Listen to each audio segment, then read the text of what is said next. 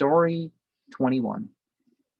It is narrated that an oppressor of the people, a soldier, hit the head of a pious man with a stone, and that the dervish, having no means of taking vengeance, preserved the stone till the time arrived when the king became angry with that soldier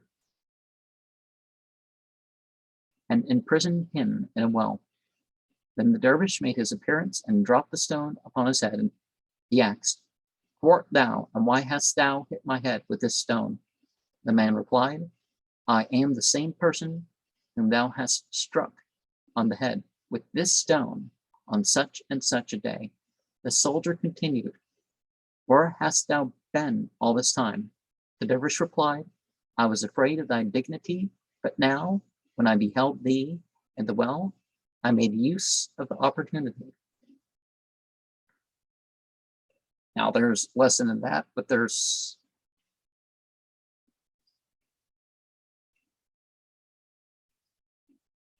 also, he could have made the point without striking the guy, but hey, this is what I could do.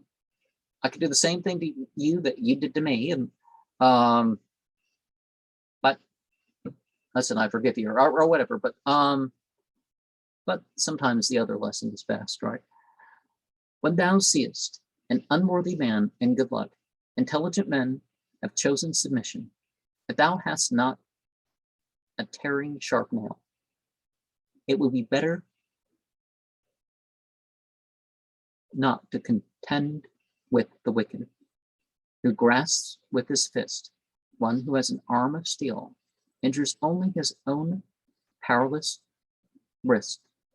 Wait till inconstant fortune ties his hand, then to please thy friends, pick out his brains.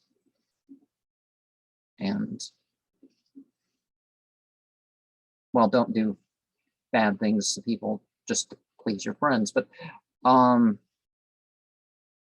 also when getting revenge, look at the legal consequences.